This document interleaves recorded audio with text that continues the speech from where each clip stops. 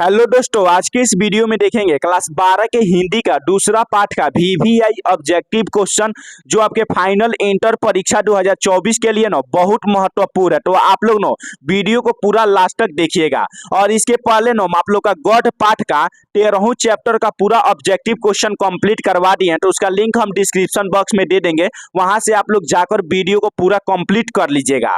देखिए दूसरा पाठ का हम वीवीआई क्वेश्चन करा रहे हैं फिर से। तो देखिए पहला क्वेश्चन कह रहे हैं ना, निमोनिया से मरने वालों को मुरब्बा नहीं मिला करते, यह उक्ति किस शीर्षक पाठ से है।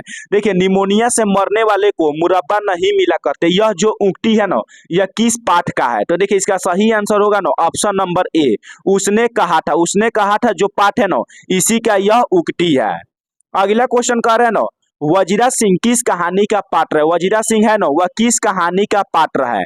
तो देखिए वजीरा सिंह ना उसने कहा था इसी कहानी का पात्र है। देखिए वजीरा सिंह है ना किस कहानी की पात्र है, उसने कहा था। अगला क्वेश्चन आप लोग देखिएगा ना, अगला क्वेश्चन कर रहा है बोढ़ा सिंह के पिता का क्या नाम था। बोढ़ा सिंह के पिताजी का क्या नाम था। तो देखिए बोढ़ा सिंह के ना पिताजी का नाम था हजरा सिंह। क्या नाम था, हजरा सिंह। अगला क्वेश्चन आप लोग देखिएगा ना, लहंगा सिंह किस देश की ओर से युद्ध कर रहा था। लहंगा सिंह था ना वह किस देश के ओर से युद्ध कर रहा था। तो देखिए इसका सही आंसर होगा ऑप्शन नंबर ए, इंग्लैंड से। लहंगा सिंह था ना वह इंग्लैंड के तरफ से युद्ध कर रहा था। अगला आप लोग क्वेश्चन देखिएगा ना, एक अकलिया सीख कितने के बराबर होता है। एक अकलिया सीख कितने के बराबर होता है। तो देखिए एक अकलिया सीख ना 1.25 लाख के बराबर होता है। ऑप्शन नंबर बी देखिएगा, 1.25 लाख के बराबर होता है।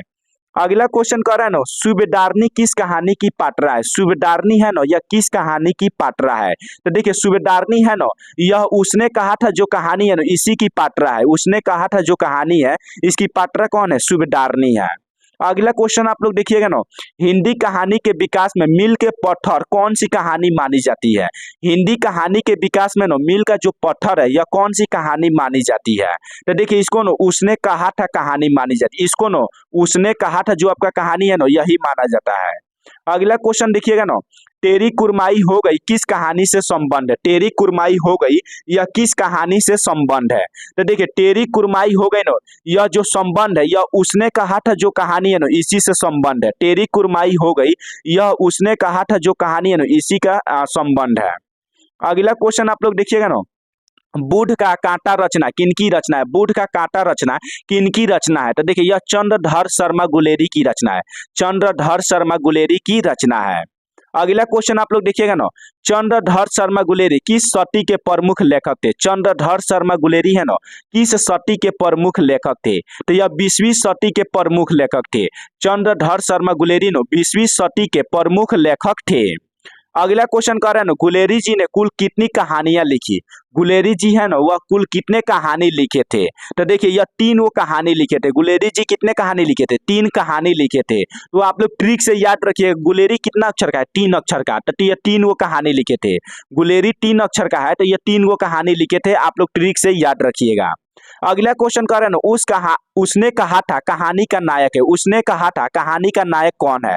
तो देखिए उसने कहा था जो कहानी है ना इसका नायक है लहंगा सिंह। कौन है, लहंगा सिंह।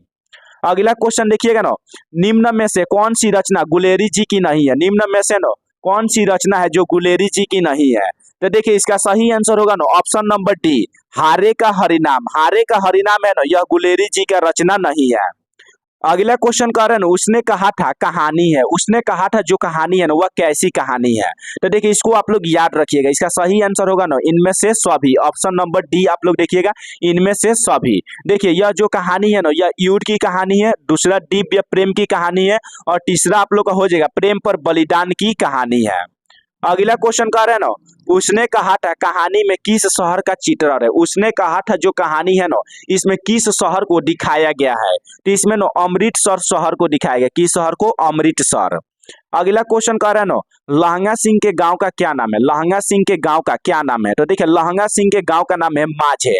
लहंगा सिंह का जो गांव था उसका नाम है माझे। अगला क्वेश्चन कह रहे हैं ना, लहंगा सिंह किस पद पर था। लहंगा सिंह था ना वह किस पद पर था। तो देखिए लहंगा सिंह था ना वह जमादार के पद पर था। लहंगा सिंह जमादार के पद पर था। अगला क्वेश्चन कह रहे हैं ना, लहंगा सिंह की मृत्यु किसकी गोद में हुआ। लहंगा सिंह का मृत्यु हुआ था ना तो किसकी गोद में हुआ था। तो देखिए लहंगा सिंह का मृत्यु ना वजीरा सिंह के गोद में हुआ। किसके गोद में, वजीरा सिंह के।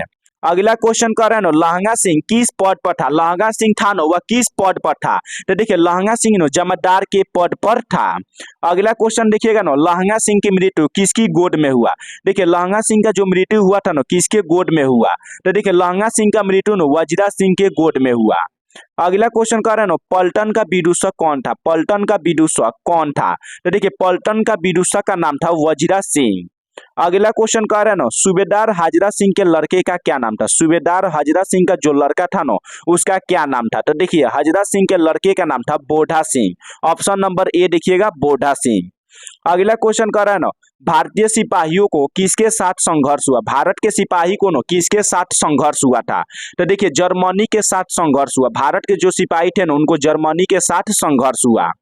अगला क्वेश्चन कह रहे हैं ना, जर्मन लेफ्टन को किसने मार गिराया? जर्मन लेफ्टन को ना किसने मार गिराया? तो देखिए जर्मन जो लेफ्टन था ना, उसको ना लहंगा सिंह का किया मार गिराया। कौन गिराया? लहंगा सिंह का किया मार गिराया। अगला क्वेश्चन देखिएगा ना, सिख राइफल्स के जमादार लहंगा सिंह का नंबर क्या था? सिख राइफल्स के ना जमादार लहंगा सिंह का कौन सा नंबर था? तो देखिए लहंगा सिंह का कौन सा नंबर था? 77 नंबर। ऑप्शन नंबर ए आप लोग देखिएगा, 77 इसका सही आंसर है। अगला क्वेश्चन कह रहे हैं ना, सरकार ने सूबेदार को जमीन कहाँ दी? सरकार था ना, वह सूबेदार को जमीन कहाँ दी थी? तो देखिए इसका सही आंसर होगा लायलपुर में। कहाँ दिए थे? लायलपुर में जमीन दिए थे। अगला क्वेश्चन कह रहा है ना, गुलेरी जी का जन्म हुआ था। गुलेरी जी का जन्म कहाँ हुआ था? तो देखिए गुलेरी जी का जन्म ना जयपुर राजस्थान में हुआ था। राजस्थान के जयपुर में ना गुलेरी जी का जन्म हुआ था। अगला क्वेश्चन कह रहा है ना, सुखमय जीवन किसकी रचना है? सुखमय जीवन किसकी रचना है? तो यह जो रचना है ना, यह चंद्रधर शर्मा गुलेरी की रचना है। सुखमय जीवन जो रचना है, यह चंद्रधर शर्मा गुलेरी की रचना है। अगला क्वेश्चन कह रहा है ना, चंद्रधर शर्मा गुलेरी की कहानी कौन सी है? चंद्रधर शर्मा गुलेरी की कौन सी कहानी है? तो देखिए आप लोग का दूसरा पाठ उसने कहा था, जो पाठ है ना, यह चंद्रधर शर्मा गुलेरी की कहानी है। अगला क्वेश्चन कह रहे हैं ना, कौन सी कहानी चंद्रधर शर्मा गुलेरी की लिखी हुई नहीं है? आप लोग को बताना है ना, इनमें कौन सा कहानी है जो चंद्रधर शर्मा गुलेरी का लिखा हुआ कहानी नहीं है? तो इसका सही आंसर होगा कफन। कफन जो कहानी है ना, यह चंद्रधर शर्मा गुलेरी की कहानी नहीं है। अगला क्वेश्चन कह रहे हैं ना, गुलेरी जी किस गांव के मूल निवासी थे? गुलेरी जी है ना, यह किस गांव के मूल निवासी थे? तो देखिए गुलेरी जी ना गुलेर गांव के मूल निवासी थे। अगला क्वेश्चन कह रहे हैं ना, उसने कहा था कहानी के कहानीकार कौन है? उसने कहा था जो कहानी है ना, इसके कहानीकार कौन है? तो देखिए इसके कहानीकार का नाम है ना चंद्रधर शर्मा गुलेरी। अगला क्वेश्चन देखिएगा ना, चंद्रधर शर्मा गुलेरी किस युग के कहानीकार है? चंद्रधर शर्मा गुलेरी है ना, यह किस युग के कहानीकार है? तो यह द्विवेदी युग के कहानीकार है। किस युग के? द्विवेदी युग के। अगला क्वेश्चन कह रहे हैं ना, उसने कहा था कहानी कितने भागों में विभक्त है? उसने कहा था जो कहानी है ना, इसको कितने भागों में बांटा गया है? तो इसको 5 भागों में बांटा गया। उसने कहा था जो कहानी है ना, इसको 5 भागों में बांटा गया है। अगला क्वेश्चन कह रहा है ना, चंद्रधर शर्मा गुलेरी का जन्म कब हुआ था? चंद्रधर शर्मा गुलेरी का जन्म कब हुआ था? तो देखिए इनका जन्म ना 7 जुलाई 1883 को हुआ था। चंद्रधर शर्मा गुलेरी का जन्म 7 जुलाई 1883 को हुआ था। अगला क्वेश्चन कह रहा है ना, लहंगा सिंह किस कहानी का पात्र है? लहंगा सिंह है ना, वह किस कहानी का पात्र है? तो देखिए लहंगा सिंह है ना, या उसने कहा था जो कहानी है ना, इसका पात्र कौन है? लहंगा सिंह।